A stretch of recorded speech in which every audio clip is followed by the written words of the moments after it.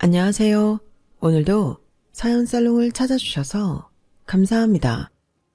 저는 현재 하남에 살고 있는 70대 중반의 여성이에요. 저는 60대에 제 인생에서 가장 쓴맛을 보고 현재는 제 또래 친구들과 인생 사막을 즐겁게 살아가고 있네요. 흔히들 인생이 산막이라고 하는데 요새는 그것도 아닌 것 같아요. 부모 밑에 있을 때가 1막이면 결혼하고 2막이고 아이들 대학 보내고 모든 게 끝이라고만 생각했거든요. 그런데 그 뒤에도 또 제 인생이 있더라고요. 오롯이 저 자신만을 위할 수 있는 시간 말이에요. 정말이지 저 하나 잘못되면 그 무엇도 소용없더라고요. 제가 60대에 그걸 얼마나 처절하게 비싼 값을 치르고 깨달았는지요. 오늘 저는 그걸 이야기하고 싶어서 이렇게 사연을 보내게 되었네요. 우리나라 많은 엄마들이 그렇듯이 저 역시 아이들 잘 되는 것만 바라보고 산 사람이에요. 결혼하고 아이들 낳아 40년 정도를 정말 모든 걸 다 바쳤어요. 제 말에 공감하시는 분들 많을 거예요. 우리나라 엄마들이 자식 일이라면 엄청 지극정성이잖아요. 그런데요, 이제 엄마들도 변해야 한다고 생각하네요. 진정으로 나의 인생을 생각한다면 자식들도 적당히 자기들끼리 알아서 인생 문제 해결하게 내버려 둬야 하는 게 맞다 싶어요. 그래야 어려울 때만 손 벌리고 지들 편할 때에는 거들떠도 보지 않는 그런 사람이 안 될 것 같아요. 저는 24세 결혼해서 아들 둘에 딸 하나를 낳아 아이들 교육에 완전히 올인해서 살았어요. 유치원부터 어디가 제일 좋은지 고르고 또 골라서 보냈고 피아노나 미술, 영어 공부는 기본이었고 그 외에도 아이들의 재능을 키우고 앞으로 잘 살게 할 수 있는 거라면 어떻게든 배울 수 있게 해줬어요.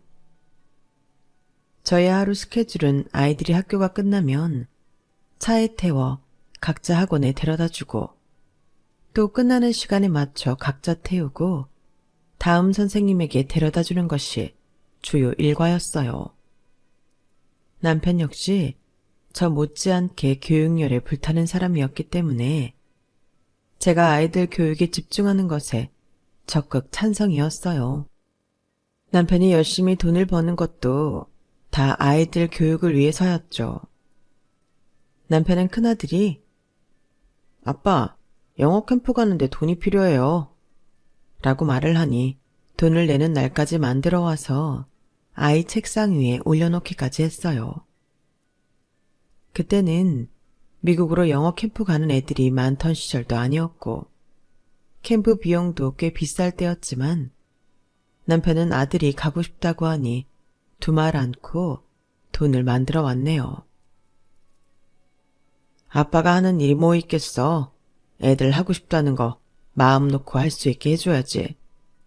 놀겠다는 것도 아니고 영어 공부하러 가고 싶다는데. 남편이 대기업에 다녔으니 제가 아이들 교육을 마음 놓고 할 수 있었던 것도 있었어요.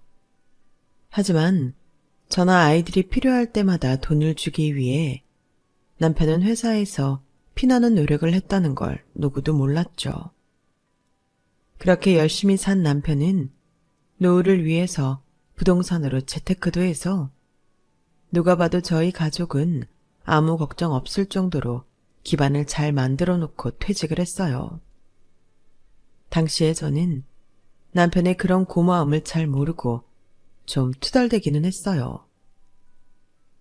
소연이 대학원이나 유학 끝날 때까지는 어떻게 더 다녔어야지. 돈이라는 게 벌어놓으면 벌어놓을수록 좋은 거 몰라? 걱정하지 마. 나 괜찮은 투자처도 있고 아파트랑 건물 사놓은 걸로 애들 결혼시키고도 남으니까. 그러고 나면 당신하고 나하고 여행 다니면서 편하고 즐겁게 살자고. 남편 말대로 저희는 아들들 회사 들어가고 막내딸이 첼로 유학을 다녀올 때까지 저희 부부는 아이들 돈 걱정 없이 뒷바라지를 다 해줬어요. 그렇게 애들 다 키우고 이제 결혼할 일만 남았다 싶었을 때 남편이 이렇게 말했어요. 여보, 우리 지역이 수혁이도 회사도 다 좋은데 소연이도 대학교 강사로 나가니 이제 결혼은 지들이 알아서 하라고 합시다. 우리 애들한테 할 만큼 했어. 이제는 우리가 누리고 살자고. 그래도 애들 결혼할 때 좀 도와줘야지. 어떻게 나 몰라라 해. 이제 지들이 아껴 쓰면서 돈 모아서 하라고 해. 물론 애들도 결혼자금 모으겠지만 부모가 안 도와주고 자기들끼리 자립하는 게 어디 쉽겠어. 그래도 해줄 수 있는 건 해주자. 거기까지가 우리 역할이야. 참네. 당신도 애들 일이라면 지치지도 않는구만. 라며 남편은 어쩔 수 없이 제 뜻을 따라줬어요. 그러다 첫째가 결혼할 때 남편하고 갈등을 겪게 됐는데요. 바로 집 문제 때문이었어요. 남편은 20평대 아파트를 해주려고 했는데 그런 집은 쪽팔려서 안 된다고 30평대로 해달라고 조르더군요. 그런데 문제는 큰아들이 뭐 맡겨놓은 것처럼 구는 거였어요. 그건 제가 봐도 큰아들이 너무하다 싶더라고요. 지혁아, 아빠 말씀 들어. 아파트를 안 해주시겠다고 하는 것도 아니고 너네 신혼집으로 적당한 곳을 해준다는 거잖아. 24평이면 작지 않아? 두 식구 사는데 더 넓어서 뭐 하려고? 그건 사는 사람들이 알아서 할 거니까 엄마는 좀 빠져. 엄마가 사주는 것도 아니잖아. 아빠, 나 20평대 아파트면 친구들한테 쪽팔려서 고개도 못 들어. 내 친구들이 어떤 애들인지 몰라서 그래. 아니, 아들 결혼하는데 그렇게 돈 아낄 일이야? 이 녀석, 엄마한테 말버릇이 그게 뭐냐? 그리고 나한테 맡겨놨어? 아주 보따리 내놓으라고 큰소리 떵떵 치는구나. 너보다 훨씬 안 좋은 조건으로 시작하는 신혼부부들도 많아. 엄마 아빠도 그랬고. 아니, 그건 그 사람들 사정이지. 우리 돈 없는 것도 아니잖아. 그리고 자꾸 엄마 아빠 젊을 때 이야기는 왜 해? 지금하고 그때하고 같아? 이런 식으로 하면 나 결혼하고 엄마 아빠 안 찾아올 거니까 그렇게 알아. 그때는 큰아들이 철이 없어서라고만 생각했지. 애가 인성이 덜 됐다고는 깨닫지 못했어요. 애가 서운하니까 막 나가는 것 같아서 남편한테 아이 원하는 대로 해주자고 설득했죠. 지혁이 원하는 대로 해주자. 큰아들이니 좀 더 해준다고 그렇게 생각하면 되잖아. 좋은 일 앞두고 애 마음 상하게 해서 좋을 것도 없고 여기까지만 애들 원하는 대로 해주자. 응? 그러자 남편은 어쩔 수 없이 큰아들이 원하는 34평 아파트를 해줬네요. 그 둘째가 결혼할 때도 막내인 딸아이가 결혼할 때도 저희 부부는 조금씩 마음이 상하는 일이 있었어요. 둘째는 저한테 대뜸 한다는 말이 이랬어요. 우리 아이 생기면 엄마가 키워줘야 돼. 우리 둘 다 바빠서 애 건사 못해. 도우미 쓰려면 돈 너무 많이 들고 엄마 집에서 하는 일도 없잖아. 그러니까 애 키워줘. 딸아이는 저한테 자기네 집 반찬을 다 만들어달라고 하더군요. 나 요리 못하잖아. 그러니까 엄마가 자주 들러서 음식 좀 해줘. 오빠는 매운 거 못 먹으니까 순한 걸로 해주고. 소고기 꼭 넣어줘. 한우로 해줘야 돼? 결혼하고 나서 하는 것도 아니고 상견례 전부터 저런 타령들을 하고 있으니 솔직히 참 섭섭하더라고요. 그래서 딸아이까지 결혼시키고 난 후에 남편한테 말했어요. 당신 말대로 애들 지들이 알아서 결혼하게 내버려 둘걸. 이제 와서 후회가 되네. 지역이 아파트 해주니 수혁이랑 소연이도 안 도와줄 수도 없고 말이야. 애들이 어쩜 그렇게 나를 지네집 일꾼으로 써먹을 생각만 하나 몰라. 어떻게 한 녀석도 나한테 지금까지 키워줘서 고맙다는 말 한마디를 안 할 수가 있지? 나 인생 잘못 살았나 봐. 그런 말 마. 당신처럼 열심히 애들 가르치고 애들 외에 헌신한 엄마 있으면 놔보라 그래. 당신이 왜 인생을 잘못 살아? 그 녀석들이 생각이 모자라서 그래. 이제 살다가 보면 엄마 생각도 나고 아빠 생각도 나고 그럴 거야. 그때 되면 지들이 먼저 와서 미안하다고 고개 숙일 거고. 애들이 그런 걸로 당신을 비난하지는 말라고. 이제부터 우리 둘이 진짜 재미있게 살아보자. 우리 인생 앞으로 얼마나 남았을지 누가 알겠어. 이제 그 녀석들 뭐 해달라고 해도 눈 딱 감고 우리끼리 놀러 다니면서 살자고. 당신이 내 남편이고 내 옆에 있어서 얼마나 든든한지 몰라. 그래, 이제 우리만을 위해서 인생 살자. 남편과 저는 손을 꼭 잡고서 서로를 위로했어요. 저희 부부는 자식들을 내려놓고 여행도 다니고 시골에 가서도 한 달씩 살아보면서 둘만의 오붓한 시간을 가졌어요. 이제부터 시작이니 앞으로 둘이 함께 쭉 이렇게 살자고 했었네요. 신혼 때보다도 더 둘만을 위한 시간이었던 것 같아요. 하지만 그렇게 산 지 1년쯤 지났을 때 남편의 신변에 좋지 않은 일이 나타났어요. 특별히 힘든 일을 하지도 않았는데 자꾸 피곤함을 느끼던 남편이 폐렴 진단을 받게 되었죠. 저와 남편은 대수롭지 않게 생각했는데 병원에서는 노인 폐렴은 갑자기 악화될 수 있다며 입원을 권했어요. 남편은 입원할 정도는 아니라며 집에서 통원 치료를 받겠다고 했고요. 의사는 어쩔 수 없다는 듯 말했어요. 그럼 오늘 중에라도 갑자기 몸이 안 좋아지시면 바로 대학병원 응급실 가셔야 돼요. 제가 남편 잘 지켜보다가 꼭 그렇게 하겠다고 하고 집에 왔는데 남편이 저 잠깐 장 보러 간 사이에 친구 만나겠다고 외출을 했더라고요. 그리고 그날 밤에 돌아온 남편은 새벽에 열이 불덩이처럼 올라서 제가 바로 119를 불렀네요. 혈액 검사와 CT 촬영 등등 여러 검사를 한 끝에 남편은 폐렴뿐만 아니라 심장 쪽 전해질 수치도 낮아서 자칫 의식을 잃을 수도 있는 상태라고 했어요. 빈혈도 심해서 수혈을 받아야 했고요. 저는 그런 남편을 보고는 펑펑 울었죠.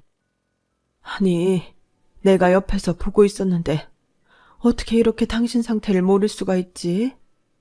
미안해, 여보. 정말 미안해. 제가 하도 우니까 간호사가 저를 진정시켰어요. 할머니, 이런 건 일반 사람들이 지켜본다고 알 수 있는 게 아니에요. 그러니까 너무 자책하지 마세요. 전해질 수치나 빈혈은 환자 자신도 잘 모르고 넘어갈 때가 많으니까 진정하시고요. 너무 우시면 몸에 안 좋아요. 남편은 장에 출혈 부분이 있어서 빈혈이 심해졌다고 했어요. 그렇게 치료를 받으며 조금씩 안정을 취해가는데 제가 그때 자식들한테 또 한 번 섭섭함을 느꼈네요. 아빠가 아프다는데 어떻게 한 녀석도 들여다보지 않는지요. 장출혈 때문에 수술한다고 했을 때만 전화 한 번씩 하더니 병문안을 한 번 안 오더라고요. 저는 너무 속상해서 큰아들한테 먼저 전화를 했어요. 지혁아, 니들 아무리 바빠도 이건 아니지. 어떻게 아빠 아프신데 한 번을 안 와보니? 아니, 며느리가 둘씩이나 있고 사위까지 있는 양반이 저렇게 외롭게 누워있어야 돼? 네가 모범을 보여야 수혁이 소연이도 오지 않겠어? 엄마, 아빠 죽을 병 걸린 것도 아니잖아. 집사람 지금 임신 중이라 몸도 조심해야 되고. 우리도 이것저것 복잡해. 이제 회복 중이시니 태어나면 집으로 갈게. 정말 괘씸하더군요. 아빠가 지들한테 어떻게 했는데 이럴 수 있는지. 그나마 둘째 며느리가 잠깐 왔다 갔고 딸아이도 사위도 전화통화만 했지 누구 하나 찾아오지 않았어요. 남편은 그렇게 나아가나 싶었는데 어느 날 밤 다시 열이 오르더니 갑자기 혼수 상태에 빠져 중환자실로 옮겨졌어요. 의사가 마음의 준비를 하시라고 했고 그 말을 전하고 나서야 아이들이 병원에 오더군요. 솔직한 심정으로 제가 그토록 지극정성 키운 예전에는 무슨 짓을 해도 이쁘기만 했던 애들이 쳐다도 보기 싫었어요. 남편은 결국 고비를 넘기지 못하고 아침이 밝기 전 저 세상으로 떠나고 말았어요. 인생이 정말 허무하다는 걸 그때 뼈저리게 느꼈어요. 여보, 우리 앞으로 계속 20년은 여행도 많이 다니고 둘이서 노년을 즐기자고 약속했잖아. 근데 당신 먼저 이렇게 돌아올 수 없는 길을 가버리면 난 어떡해. 나 이제 애들도 싫어. 애들하고 있기도 싫어. 당신 아플 때 제대로 위로도 안 해준 녀석들 쳐다도 안 볼래. 나 외로워 여보. 우리 내년에는 스위스 가기로 했는데. 저는 새벽에 빈소에서 남편의 영정사진을 보며 길고 긴 혼잣말을 했어요. 자식들은 다 잠들어 있을 때였죠. 그렇게 장례를 치르고 나서 남편이 유언장을 맡긴 법무법인 변호사와 만나게 되었어요. 남편은 모든 재산을 제가 상속받는 걸로 해놓았더군요. 만에 하나 제가 죽기 전 먼저 자식들에게 재산이 갈 경우에는 반드시 제가 남편이 작성한 서류에 도장을 찍고 제 사인을 해야 한다는 조건이었어요. 남편도 무심한 자식들 때문에 제가 걱정이 됐나 보더라고요. 그때부터 애들이 저한테 안부 전화를 많이 하기 시작했어요. 한 달에 한 번 전화할까 말까한 큰며느리도 그렇고요. 어머니, 잘 주무셨어요? 오늘은 뭐 하세요? 저랑 같이 백화점 쇼핑 안 하실래요? 큰애구나. 백화점은 무슨. 됐다. 나 그런 거 안 좋아해. 너 2달 있으면 출산인데. 백화점 같은 데 다니기는 힘들지 않겠어? 바쁘고 힘들어서 전화도 자주 못하더니 요새는 뭐 그렇게 아침마다 전화냐? 그냥 푹 쉬어라. 제가 쌀쌀맞게 굴자 아이들은 당황하는 것 같았어요. 한 번은 딸아이가 주말에 과일에 굴비를 사들고 찾아왔더군요. 엄마, 아빠가 쉬고 혼자서 얼마나 쓸쓸해. 엄마가 심심해할까봐 내가 이렇게 왔잖아. 엄마 좋아하는 것도 사왔지. 나 오늘 엄마 옆에서 자고 갈래. 됐다. 나 안 심심해. 책도 읽고 TV도 볼 거야. 주말이면 네 신랑이고 놀러가는 애가 여기는 뭐 타러 왔어? 됐으니까 집에 가. 그리고 나도 과일하고 굴비 있으니까 니네 집 가져가서 먹어. 웬만해서 아이들한테 듣기 싫은 소리 한 적 없는 제가 이렇게 나오니 자식들이 제 눈치를 보더군요. 하지만 제 섭섭함은 쉽게 풀리지 않았어요. 아이들이 이제 와서 저한테 잘하는 것도 다 재산 때문인 게 훤히 보여서 제 자식들이지만 너무 섭섭하더라고요.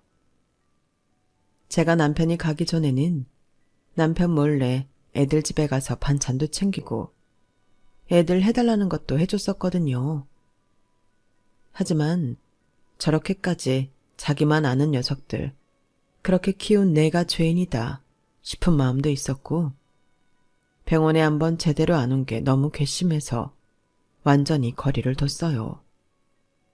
그러자 자기들끼리 무슨 의논을 했는지 갑자기 아들들하고 딸이 다 같이 저를 찾아왔더군요.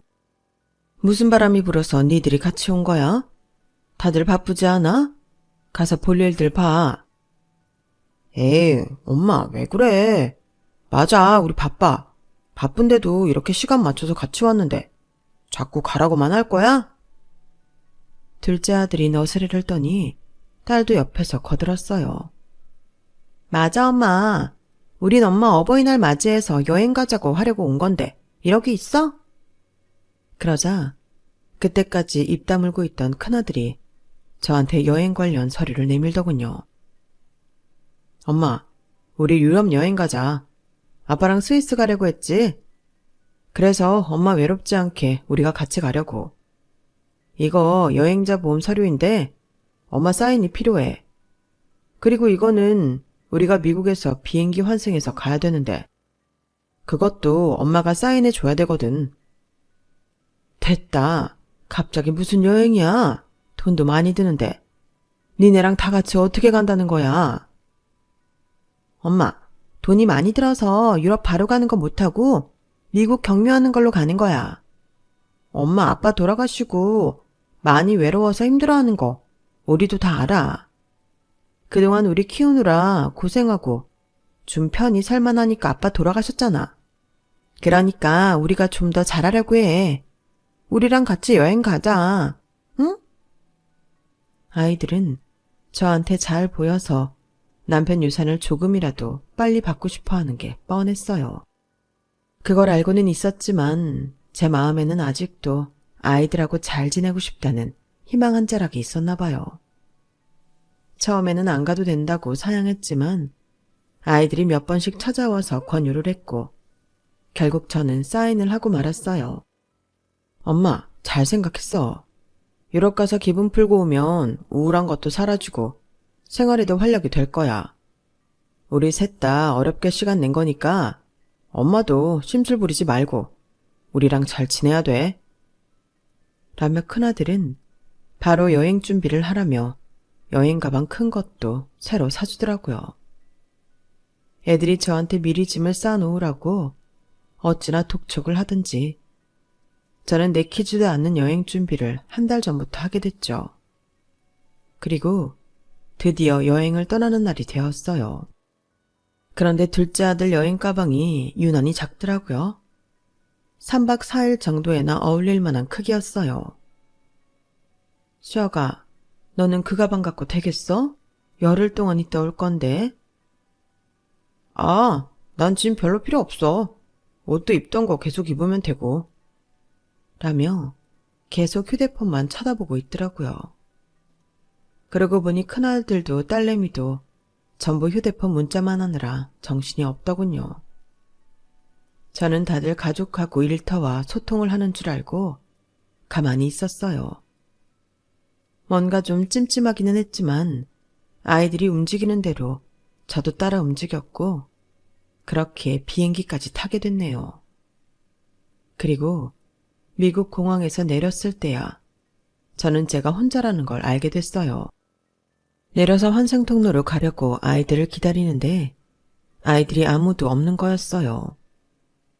저는 한참을 거기서 서서 기다리다가 뭔가 잘못되었다는 걸 깨달았고 혼자 가방 하나 들고 멀뚱히 서 있는 저에게 공항 직원 한 명이 다가와서 뭐라고 말을 붙이더군요. 저는 잘 못하는 영어로 서툴게 겨우 한국 사람이고 아이들을 기다린다고 하니 저를 어디로 데리고 갔어요. 거기서 한국 게임분이 저에 대해 조회하더니 이러더군요. 어머니, 이 티켓은 여기까지예요. 유럽 환승권이 아니에요. 저는 그 말에 놀라서 그제야 아이들한테 전화를 걸었어요. 큰아들도 둘째 아들도 안 받아서 딸한테 했는데 딸은 바로 전화를 받더니 뭔가 버튼 누르는 소리가 들리더라고요. 그러더니 아이들 떠드는 소리가 들렸는데 정말 충격이었어요. 아씨, 엄마 전화 받을 뻔. 바로 전화 꺼버렸어. 세연아, 그러니까 전화 꺼두라고 했잖아. 형도 전화 껐어? 야, 걱정하지 마. 엄마 영어 못해. 절대 한국 못 와. 여기는 한국인도 적은 미국 중부잖아. 그리고 새 녀석이 낄낄대며 웃는 소리가 들리는데 저는 너무 소름이 돋았고 그 다음 분해서 눈물이 다 나더군요. 저한테 있는 거라고는 유로 화폐로 바꾼 50만 원 정도가 있었고 신용카드는 일부러 가져가지 않았었어요. 너무 돈을 많이 쓰게 될까봐 두고 온 건데 그게 저를 꼼짝도 못하게 만들 줄 누가 알았겠어요. 제가 가진 돈으로는 한국으로 갈 비행기 표값도 안 됐어요. 공항에서는 저보고 이제 나가야 된다고 하더군요. 정 안 되면 한국 영사관이라도 가라는데 저는 거기가 어디인지 찾아갈 엄두도 나지 않았어요. 휴대폰 충전도 다 떨어져서 이제 연락도 되지 않는 상황에 저는 어두워진 공항을 나와 망연자실하게 하늘만 보고 있었죠. 그랬더니 어떤 미국 여자가 와서 저한테 뭐라고 계속 말을 걸더라고요. 저는 한마디도 못 알아듣고 그저 제가 아는 단어를 조합해서 더듬대며 한국인인데 한국에 갈 수 없다, 갈 데가 없다고 했네요. 그러자 그 여자는 어떻게 알아들었는지 저더러 자기 나쁜 사람 아니라는 몸짓을 하며 차에 타라고 했어요. 거기에 계속 있을 수도 없고 함부로 혼자 택시를 타기도 무서워 결국 저는 그 여자를 따라서 가기로 했어요. 제가 도착한 곳은 빨간색의 사층 건물이었는데 우리나라로 치면 복지관 같은 데였어요. 동양인들도 있기는 했지만 한국말을 할 줄 아는 사람은 없더군요. 저를 데려온 여자는 거기 직원들한테 뭐라고 이야기를 했고 그곳 사람들은 저한테 방을 하나 내줬어요. 침대가 하나가 전부인 작은 방에 들어간 저는 밤새 눈물을 흘리며 분을 삼키느라 한숨도 잠을 못 잤어요. 여보, 애들이 나 버린 거 맞지? 내가 지들 뜻대로 안 될 것 같으니까 나한테 이러는 거 맞지? 애들이 그래서 내 사인 받아갔나 봐. 당신 재산 받으려면 내 도장 말고 사인도 필요하잖아. 여보, 우리는 최선을 다해 키운다고 키웠는데 뭐가 문제였을까? 내가 잘못했나 봐. 너무 공부 가르치는 거에만 몰두해서 애들 인성이 어떤지는 생각도 못했나 봐. 여보, 나 무서워. 여기서 어떻게 살아야 돼? 나 한국에 연락은 할 수 있겠지? 너무 무서워. 여보, 하늘에서 나 좀 지켜줘. 나 무사히 한국 갈 수 있게 끝까지 나 좀 보살펴줘. 그리고 저는 다음 날 전화 한 통만 쓰자고 해서 겨우 기억하고 있던 제 친구한테 전화를 했어요. 한국하고 미국 시차 때문에 처음에는 통화가 안 됐고 몇 차례 더 걸어서 겨우 연결이 됐죠. 저는 너무 창피해서 자식들한테 버림받았다는 말은 차마 못했어요. 순영아, 내가 여기 유럽인데 내 핸드폰 충전기가 없어서 그러거든. 땡땡 법무법인에 박한영 변호사님 전화번호 좀 알아놔 줄래? 내가 다시 전화할게. 아우, 애들도 다 충전기를 안 가져갔어? 거기 웬만하면 우리나라 충전기도 있지 않어? 그게 여기는 없네. 애들은 같이 오려고 했는데 못 왔어. 저는 일단 변호사한테 연락한 후에 나중에 자초지종을 이야기해도 되겠다 싶어 그렇게 말했어요. 친구는 제 목소리나 말투가 좀 이상하다면서도 알았다고 했고 저는 그렇게 변호사 전화번호를 알아내 연락을 했어요. 제 이야기를 들은 변호사는 기가 막혀서 말도 제대로 못하더군요. 아니, 부모를 외딴 곳에 놓고 온다는 말을 듣기는 했어도 제가 직접 볼 줄은 몰랐네요. 어떻게 할까요? 이 사람들 제가 신고할까요? 거기서 한국 올 비행기표는 살 수 있으세요? 제가 사서 보내드릴까요? 아니요, 변호사님. 저 일단 여기 좀 있어 볼게요. 무슨 핑계를 대서라도 그 녀석들한테 재산만 가지 않게 해주세요. 일단 저에 대해 안다고 내색도 하지 마시고요. 뭘 어쩌시려고요? 그 낯선 데에 오래 계시면 병나요. 그래도 변호사님하고 이렇게 연락하게 됐잖아요. 저도 좀 생각이 있어요. 저는 전화를 끊고 거기 관리 책임자를 만났어요. 그리고 정말 서툴고 몇 개 안 되는 단어로 여기서 잠깐만 일을 하게 해달라고 했어요. 제가 워낙 간절하게 부탁해서인지 책임자는 알았다고 끄덕했고, 저는 그날부터 거기서 식당 설거지와 건물 청소를 하며 지내게 되었어요. 한국에서도 안 해본 일까지 하며 저는 미국 사람들 틈에서 영어를 배우게 됐네요. 제가 성실하게 3개월을 일했더니 책임자는 저를 부르며 이제부터 조금씩 저에게 돈을 주고 싶은데 그러려면 정식으로 비자가 있어야 한다고 했어요. 저는 그때까지 귀가 트인 영어로 어설프게 돈은 안 줘도 되니 나중에 저 한국 갈 때 비행기 값만 좀 빌려달라고 했어요. 한국에 가서 꼭 갚을 거라고 각서까지 쓰고요. 그러면서 변호사와도 일주일에 한 번은 통화를 했어요. 제가 어머님이 직접 와야 된다고 둘러대긴 했어요. 그랬더니 여사님 계신 곳 찾으려고 하는 것 같네요. 어떻게 할까요? 저는 말씀하신 대로 아무것도 모르는 척 했어요. 계속 모르는 척 해주세요. 제가 갈 때 되면 갈게요. 나중에 저는 제가 선불폰도 살 수 있고 마음만 먹으면 한국에 다시 연락도 할 수 있는 걸 알았지만 일절 연락하지 않고 오로지 복지관 전화로 변호사와만 통화를 했어요.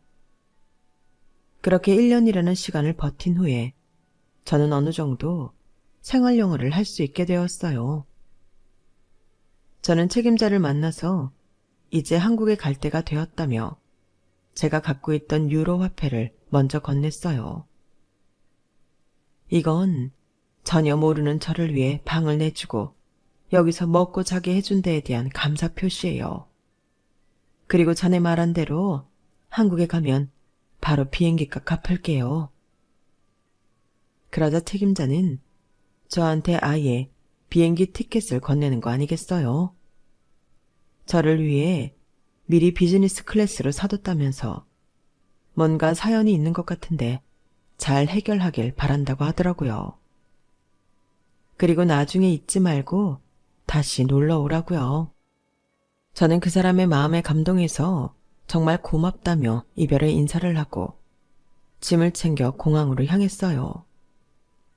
맨 처음 저를 공항에서 발견하고 복지관까지 데려다준 여자에게도 연락을 해서 고맙다고 했더니 일부러 공항에 나왔더라고요. 저보다 20살은 어린 서양 사람이 처음 보는 동양 할머니에게 베풀어준 호의가 너무 고마워. 저는 그 여자를 부둥켜 안고 울었어요. 고마워요, 베키에. 내가 이렇게 무사히 한국에 돌아갈 수 있는 거 다 베키 덕분이에요. 나중에 초대할게요. 그때 꼭 놀러와요. 그럼요. 꼭 초대해줘요. 건강히 잘 가고요. 저는 무려 1년 3개월 만에 한국으로 가는 비행기를 탔어요. 인천공항에 도착하는 순간 갑자기 눈물이 터지는데 주체할 수가 없더군요. 여러 가지 감정이 교차했어요. 여보, 나 계속 지켜줘서 고마워. 나 다시 한국에 왔네. 나 미국에서 정말 무서웠는데 이제는 영어도 할 줄 알고 애들 상대로 머리도 쓸 줄 안다. 어쨌든 무사히 다시 당신이 있는 한국에 와서 너무 기뻐. 제가 펑펑 우니 승무원들이 걱정이 돼서 돌아가며 저한테 괜찮냐고 묻더라고요. 저는 승무원들의 부축을 받으며 비행기에서 내렸어요. 공항 출국장을 나와 변호사님을 만났을 때 그 기분이란 이루 말할 수가 없었어요. 내 고향 땅을 밟는 게 이런 기분이구나 했죠. 여러 가지로 저에게는 남다를 수밖에 없기도 했고요. 여사님, 그동안 얼마나 고생하셨어요. 제가 돈 보내드린다고 해도 그렇게 마다하시고 뭐하러 이렇게 늦게까지 있다 오셨어요. 아무리 그 사람들이 잘해줘도 제가 누굴 믿고 돈 송금을 받겠어요. 또 그런 신세 잘못 지면 괜히 골치 아파지잖아요. 저 거기서 영어 배웠어요. 애들이 그러더군요. 저 영어 못해서 절대 한국에 못 온다고요. 그래서 애들 재산 못 받으면서 애도 좀 태울 겸 그냥 복지관에 숨어 있었어요. 저는 변호사님이 예약해준 호텔에 들어가서 며칠을 쉬었네요. 그리고 변호사님한테 아이들을 사무실로 불러달라고 했어요. 결전의 날이 다가온 거죠. 저는 그제야 친구 순영이한테 연락을 해서 자초지종을 털어놓았어요. 친구는 너무 놀라서 옷이며 화장품이며 있는 거 없는 거 다 챙겨서 헐레벌떡 뛰어왔더라고요. 아니, 세상에 너 거기 가서 그렇게 고생하고 있으면서 어떻게 나한테 말 한마디 안 했어? 아무리 한국인이 적은 동네라고 해도 어떻게든 뒤져보면 한국 사람 있었을 거 아니야. 내가 여기서 찾아볼 수도 있었고. 나도 거기서 충격받은 것도 있고 마음 정리할 시간이 필요했어. 이렇게 와줘서 고맙다. 고맙다니 무슨 그런 말을. 내 진작에 알았으면 이놈의 자식들 홍군형을 내줬을 텐데. 내가 오늘 그렇게 할 거야. 저는 깨끗하게 차려입고 택시를 불러 변호사 사무실로 갔어요. 사무실에 들어가기 전에 안에서 무슨 소리를 하나 잠깐 들어봤죠. 자식들이 변호사한테 불만만 쏟아놓더군요. 아니, 엄마를 찾을 수 없으면 그냥 저희가 엄마한테 받아놓은 사인으로 일 처리하면 되는 거 아니에요? 그게 법으로 안 되게 되어 있어요. 어디에 있는 어떤 법조항이요? 그것 좀 명확히 말씀해 주시죠.